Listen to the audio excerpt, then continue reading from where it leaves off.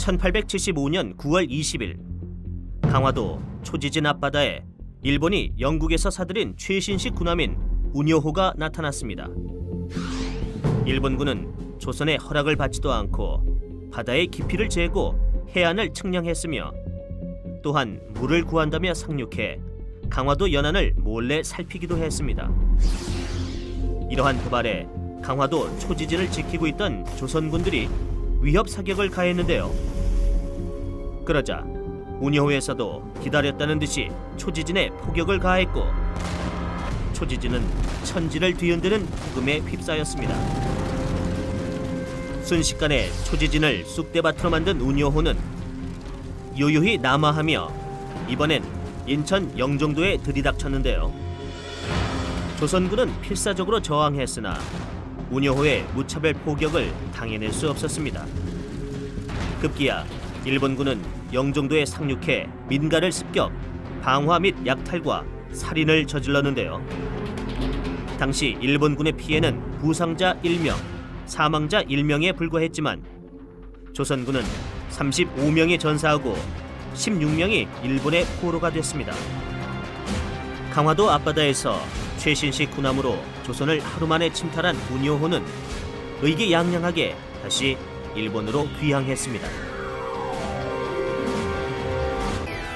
외국에 대해 문을 열지 않는 정책을 펼치고 있던 조선과 달리 일본은 1854년 미국과 최초로 조약을 맺은 이래 영국, 러시아, 네덜란드, 프랑스 등과 잇따라 조약을 맺으며 나라의 문을 개방했습니다. 1867년에는 메이지 유신을 통해 막부 정권이 무너지고 천황 중심의 중앙 집권 국가 체제를 확립했는데요. 이와 함께 일본에서는 서양 열강들을 모델로 하는 본격적인 근대화가 시작됩니다. 근대화와 함께 이제 막 성장하기 시작한 산업을 키우기 위해 상품을 내다 팔 시장과 원료 공급지가 필요하게 되자 일본은 조선 침략 계획을 세웁니다.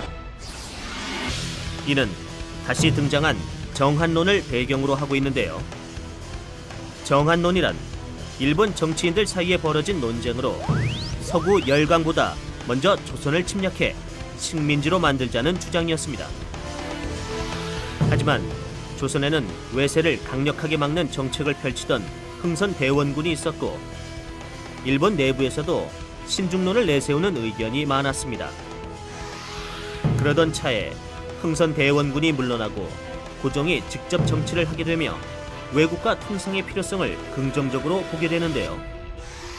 반면 일본에서는 메이지 유신의 안정화로 적극적으로 정한론을 행동으로 옮기고자 합니다. 하지만 조선의 문을 개방할 방법이 문제였습니다.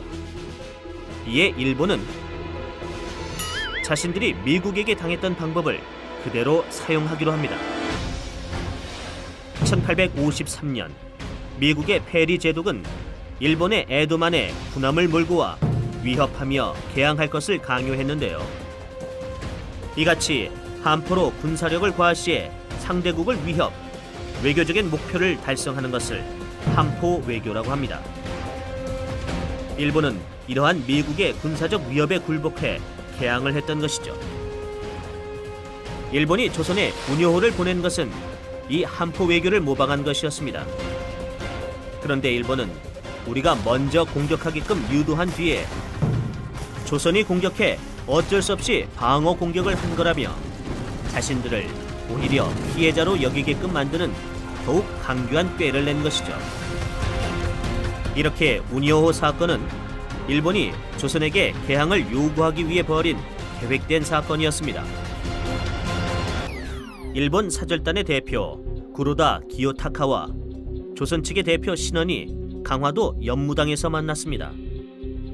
일본 측은 6척의 군함과 800여 명의 군사를 이끌고 왔는데요. 연무당에는 일본 군사가 배치되어 살벌한 분위기가 연출됐습니다. 또한 군함에서는 수시로 대포를 쏘아댔는데요. 이러한 강압적인 분위기 속에서 구로다는 신원에게 미리 작성해온 조약서 초안을 내밀었습니다.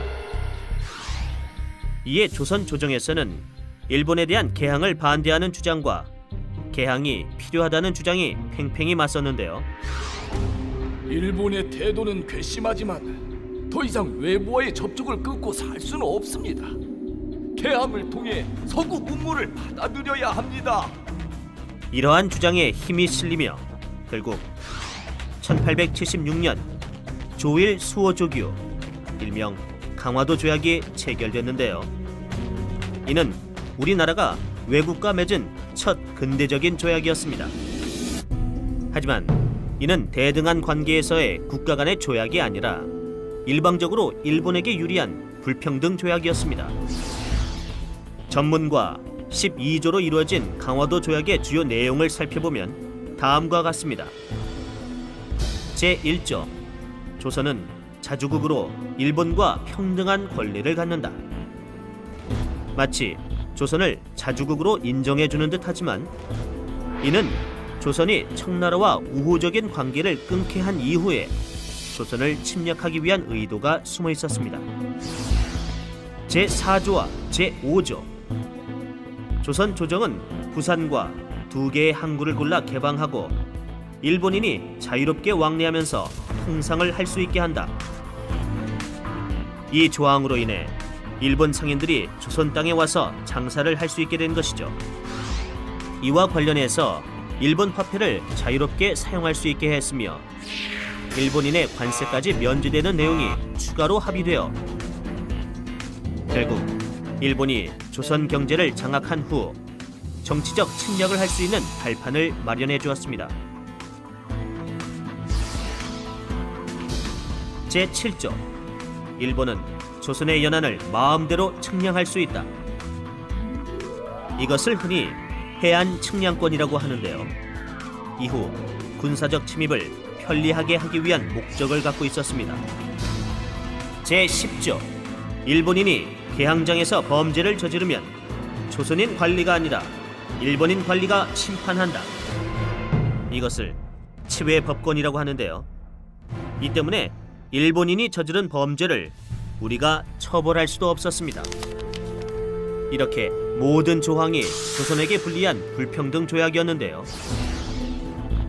강화도 조약은 다른 나라와의 교류를 거부하던 조선이 세계의 문을 연 첫 근대적 조약이었지만 일본에게 일방적인 권리를 주며 조선 침략의 발판을 마련해준 계기가 됐습니다.